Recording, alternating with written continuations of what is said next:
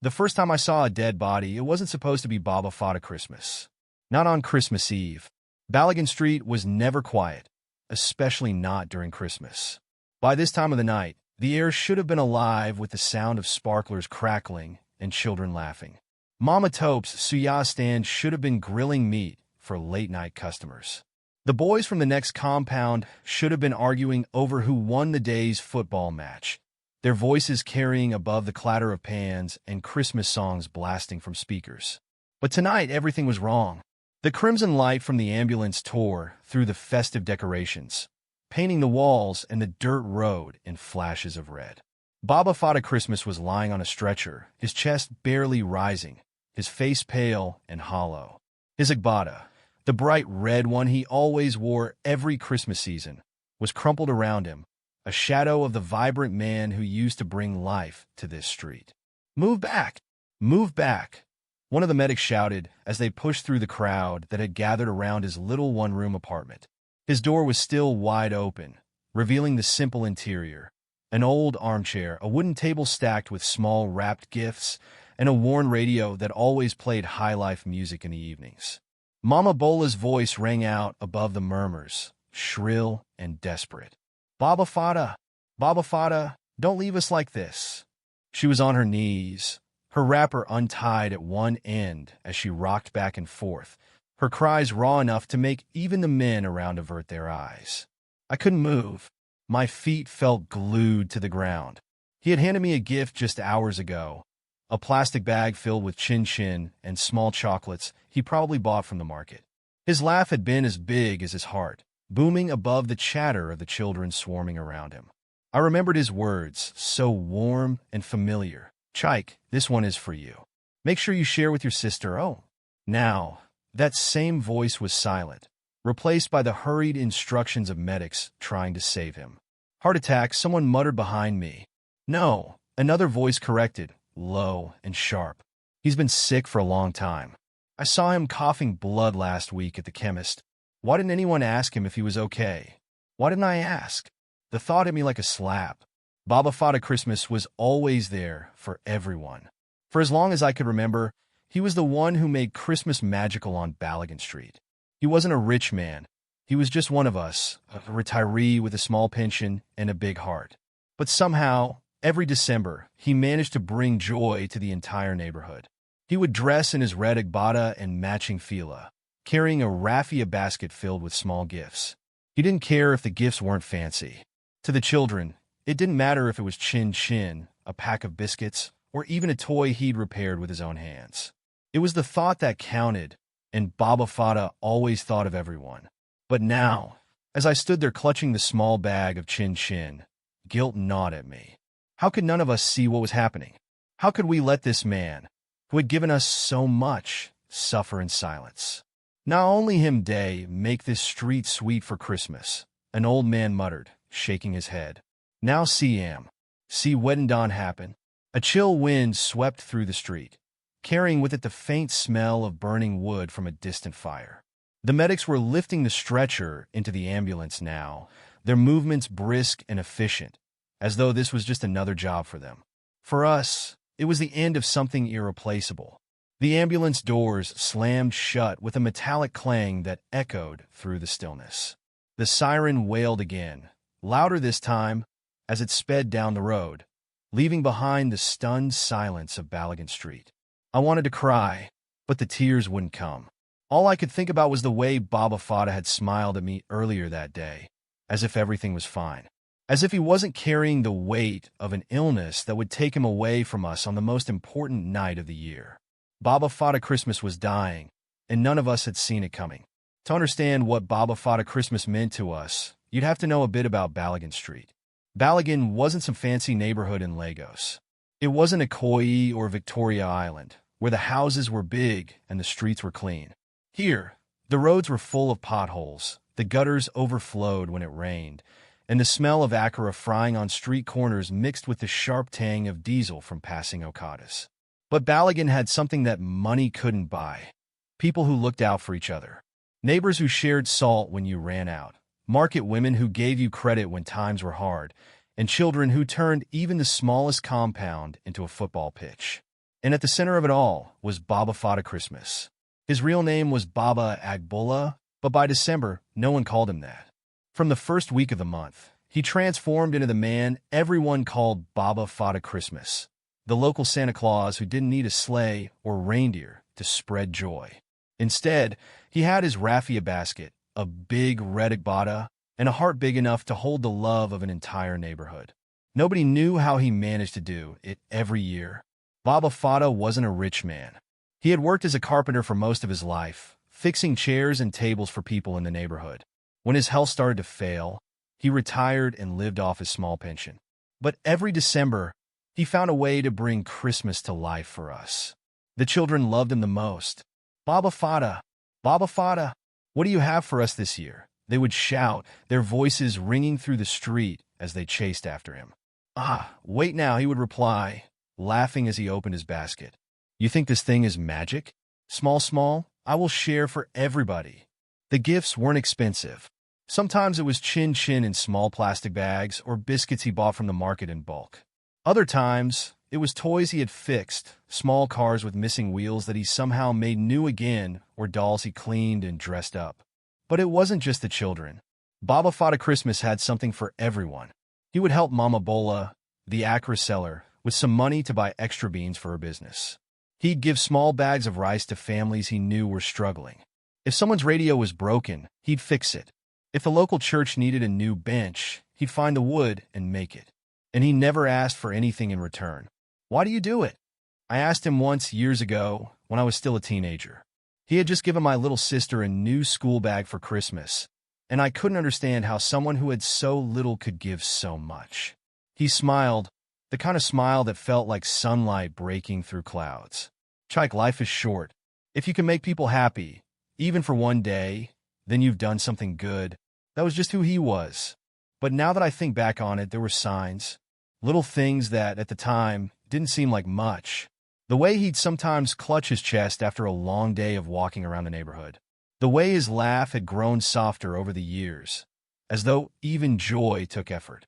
The way his once strong hands trembled slightly when he handed out gifts. None of us asked questions. Maybe we didn't want to know. Or maybe we thought he was invincible, a man whose kindness made him immune to the struggles the rest of us faced.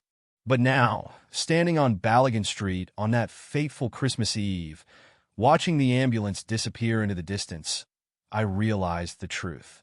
Baba Fada Christmas wasn't invincible.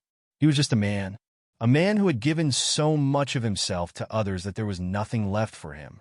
Balogun Street was never more alive than during Christmas. For most of the year, our neighborhood was like any other in Lagos, busy, noisy, and chaotic. But when December rolled around, the street transformed. It wasn't just about decorations or music. It was the spirit Baba Fada Christmas brought with him. He was the heart of the festivities, and without him, Balogun Street would have been just another forgotten corner of the city. By the second week of December, you'd see the signs of Christmas coming alive. The market women would string up old tinsel and plastic ornaments above their stalls, laughing and teasing each other as they sold tomatoes and peppers. The children would start practicing carols, their high-pitched voices carrying through the air as they clapped and swayed in unison. And then there was Baba Fada Christmas. The first time he stepped out in his red agbada and matching fila each year was like the official start of the season. He didn't need an announcement. The moment the children spotted him, the cries would begin. Baba Fada is here. Baba Fada has come. He would smile and wave like a king greeting his subjects, his raffia basket slung over one arm. The children would gather around him, their faces shining with excitement. For them, Baba Fada Christmas wasn't just a man. He was magic. He had a routine. First, he'd visit the houses along the street, knocking on doors and handing out small gifts. Then he'd stop at Mama Bola's Accra stand, where she'd always have a hot plate waiting for him. Baba Fada, you've done too much for us this year, she'd say, shaking her head. But he'd just laugh and insist on paying for his meal, even if she refused. After that, he'd make his way to the church, where the choir was always practicing for the Christmas service. He'd sit in the back, clapping along to the music, his face lit up like a child hearing his favorite song.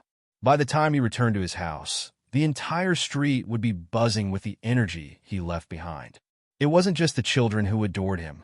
The adults loved him too, though in a quieter way. Baba Fata had a way of making people feel seen, even if it was just a simple smile or a kind word. If you were having a bad day, he'd somehow know. Life is hard, but God is good, he'd say, patting you on the back. This year, Christmas was no different, or so we thought. The street was full of laughter and music, with the smell of jollof rice and fried chicken wafting through the air. Baba Fata was in his element, handing out gifts and spreading joy as he always did. He even joined the children in their games, laughing as they chased him around the compound. But there were moments, brief and fleeting, when his smile faltered. I noticed it once when he leaned against a wall, breathing heavily after dancing with the children. "Are you okay, Baba?" I asked, my voice filled with concern. Chike, I'm fine," he said, waving me off. "Old age, that's all." I believed him. Later that evening, he hosted his annual Christmas gathering at his house. It wasn't anything fancy, just a small gathering of neighbors, with plates of rice and bottles of fondness shared among everyone. Baba Fata sat at the head of the room, his laugh booming as people told stories and cracked jokes. But now, as I replayed the events of that night in my head, I remembered something I had dismissed at the time. Baba Fata hadn't eaten much. He kept pressing his hand to his chest, wincing slightly when he thought no one was looking. I thought it was exhaustion. I thought he'd be fine. I was wrong. By the time the party ended and the street lights flickered on, Baba Fata Christmas had gone quiet. He sat outside his house, staring into the distance as if lost in thought. When I said goodbye, he reached out and squeezed my hand, his grip surprisingly strong. "Take care of yourself, Chike," he said softly, his eyes meeting mine. I didn't understand the weight of those words then. But now, standing on this same street on Christmas Eve, watching the ambulance disappear, I realized he had been saying goodbye all along. Looking back, the signs were there, but none of us wanted to see them. Baba Fata Christmas had always been a strong man. Even in his 60s, he moved with an energy that put younger men to shame. He walked everywhere, carrying his raffia basket with ease. His laugh was loud and contagious, filling the street with a joy that felt endless. So, when he started slowing down, we all thought it was just age catching up with him. But it wasn't age. I remember the first time I noticed something was off. It was last year, during Christmas preparations. He was at the market, haggling with a trader over a bag of sweets for the children. Suddenly, he stopped mid-sentence, clutching his chest. I rushed to his side, alarmed. "Baba, are you okay?" I asked, gripping his arm. He waved me off, forcing a smile. It's nothing, Chike. Just the harmattan playing with my lungs." I believed him. Why wouldn't I? This was Baba Fata Christmas, our hero, our Santa. He couldn't be sick. But then there were more moments like that. Moments when he'd pause to catch his breath after walking up the hill to the church. Times when he'd sit down during our neighborhood meetings, rubbing his chest as if trying to soothe an invisible pain. Once, I saw him coughing into a handkerchief, and when he pulled it away, there were dark red stains. "Baba, you should see a doctor," I told him one day, my voice filled with worry. "Doctor?" He laughed, though it didn't reach his eyes. "Doctors are for people who have money, Chike. Don't worry about me. God will take care of it." And that was that. Baba Fata Christmas didn't like to talk about his struggles. He was a man who believed in carrying his burdens silently, never wanting to weigh others down. What we didn't know, what he never told us, was that he had been battling a chronic heart condition for years. He had known about it since his 50s, when he collapsed at his carpentry workshop one afternoon. The doctor had warned him then, "Take it easy, Baba Agbullah. Your heart is weak. You need to rest." But how could a man like Baba Fata Christmas rest? He wasn't just living for himself. He was living for all of us.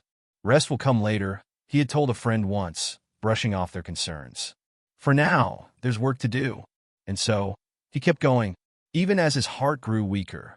Even as the pain became harder to ignore, he pushed through. He couldn't imagine a Christmas without joy, without laughter, without the gifts he loved giving to the children. Still, there were whispers. "Baba Fata looks tired these days," Mama Bola said one evening as we sat outside her Acra stand. "Tired, Ka?" "He's just old," someone replied. It's normal. But normal didn't explain the way his hands trembled when he held his basket. It didn't explain the way he leaned against walls, breathing heavily after walking just a short distance. It didn't explain the dark circles under his eyes, as if sleep had become a stranger to him. None of us pressed him, though. We were too caught up in the magic he created, too eager to believe in the illusion of invincibility he wore like a second skin. I remember one night, just a few weeks before Christmas, when I ran into him outside the chemist. He was sitting on the bench, holding a small paper bag filled with pills. "Baba, are you sick?" I asked, trying to hide the alarm in my voice. He smiled, though it was weak. "Ah, it's nothing serious. Just medicine for old bones." But when I glanced at the bag, I saw the label, for heart pain. "Baba, you need to rest," I urged him. "You don't have to do everything alone." He shook his head, his expression firm. "Christmas is for the children, Chike. If I don't do it, who will?" I didn't know what to say to that. He was right in a way. Without Baba Fada Christmas, Balagan Street wouldn't be the same. But now, standing on this street on Christmas Eve, watching the ambulance drive away, I couldn't help but wonder if we had all failed him. We let him carry the weight of the world on his shoulders, never stopping to ask if he was strong enough. And now it was too late. Christmas Eve on Balagan Street had always been special. That night was when everything came together. The lights, the music, the laughter, and of course Baba Fada Christmas. It was the one night of the year when every single person on the street paused their struggles to celebrate. The air smelled of jollof rice and freshly fried meat. Children ran around with sparklers, their giggles echoing through the street. Families sat outside, sharing food and stories, as Christmas songs blared from radios. But this Christmas Eve felt different. I didn't realize it at first. Baba Fada Christmas had started his rounds earlier than usual, dressed in his red agbada, his raffia basket filled to the brim. The children followed him like always, their faces bright with excitement as he handed out small gifts and snacks. "Baba Fada, what did you bring for me?" little Ao asked, tugging at his agbada. "Ah, Ao, you'll see soon," he replied, laughing. But his laugh sounded weaker this time. I noticed it again when he stopped by our house. He handed me a small wrapped gift, a box of biscuits I later realized, and his hand trembled as he let it go. "Baba, are you okay?" I asked, my voice low so the children around us wouldn't hear. "Chike, I'm fine," he said, smiling. But his eyes looked tired, like he was carrying a weight none of us could see. The rest of the evening passed in a blur of music and laughter, but my mind kept drifting back to him. I spotted him sitting outside Mama Bola's Akara stand later that night, his shoulders slumped, his head bowed. I went over to him. "Baba, maybe you should rest. You've done enough?" He looked up at me, his smile faint but warm. "Christmas isn't over yet, Chike. There's still joy to share." That was the last thing he said to me. An hour later, the music stopped. The laughter faded, and Balagan Street plunged into chaos. Someone screamed, and I turned to see a small crowd gathering outside Baba Fada's house. I ran over, my heart pounding. When I got there, I saw him lying on the ground, clutching his chest. His red agbada was wrinkled and damp with sweat, his face contorted in pain. "Baba! Baba!" Mama Bola cried, kneeling beside him. She tried to lift him, but he was too weak. His breathing was shallow, each gasp a struggle. I stood frozen, unable to move or speak. This couldn't be happening. Not to Baba Fada Christmas. Someone shouted for an ambulance, and another person ran to fetch the chemist.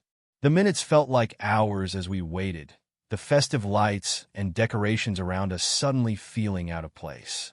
When the ambulance finally arrived, they loaded him onto a stretcher, his body limp. I caught a glimpse of his face as they wheeled him away. His eyes were half closed, his skin pale, his once booming laugh now replaced by the hollow sound of his labored breaths. Mama Bola grabbed my arm, her voice trembling. "Chike, you can't leave us." "Not tonight." But deep down, I knew.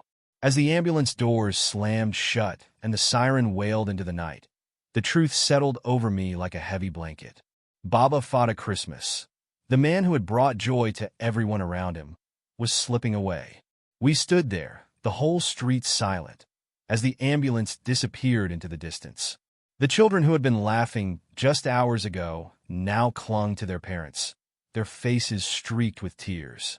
The smell of jollof rice still lingered in the air, but it felt wrong now, like a reminder of a joy we had taken for granted. And then the news came. A young man who had followed the ambulance to the hospital came running back, his face pale. "He's gone," he said, his voice barely above a whisper. Gone. The word hung in the air, heavy and final. Baba Fata Christmas had died on Christmas Eve.